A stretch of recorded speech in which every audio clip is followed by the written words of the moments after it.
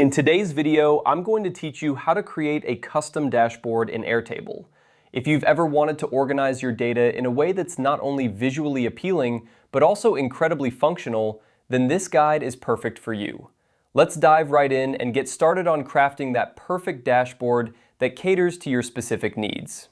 First, you'll want to head over to your Airtable base. If you're not familiar, a base is essentially where all your tables and data are stored within Airtable. It's the starting point for any project or workflow you're managing. Once you're in your Airtable account, navigate to the base that you want to work on.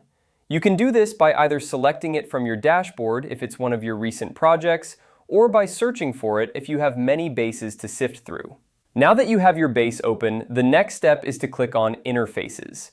This is an essential feature in Airtable that allows you to customize and create dashboards. It's a powerful tool that transforms your raw data into something much more digestible and visually pleasing. Once you've clicked on Interfaces, you'll see options to start customizing your dashboard. This is where the fun begins. Airtable's interface is designed to be user-friendly, so even if you're not a tech wizard, you'll find the customization process quite intuitive.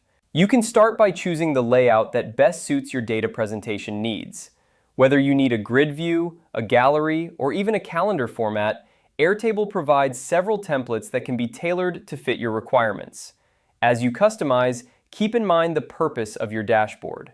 Are you looking to track project progress, manage inventory, or perhaps visualize sales data? Knowing your end goal will help you decide which widgets or blocks to add to your interface. These elements are crucial as they allow you to display information like charts, graphs, and even Kanban boards. All these tools are there to make your data analysis and reporting more efficient. While you're building, don't forget to take advantage of Airtable's drag and drop feature. This allows you to rearrange elements on your dashboard easily, ensuring that the most critical information is front and center. You can also adjust the size of each block to give emphasis to more important data sets. Once you're satisfied with the look and functionality of your dashboard, it's a good idea to preview it. This step allows you to see how it will look to others who might be using it, ensuring that everything is clear and accessible. If everything looks good, save your work and voila! You now have a custom dashboard in Airtable. Creating a dashboard in Airtable doesn't have to be a daunting task. With a little creativity and these simple steps, you can make a dashboard that's not only functional, but also tailored specifically to your needs.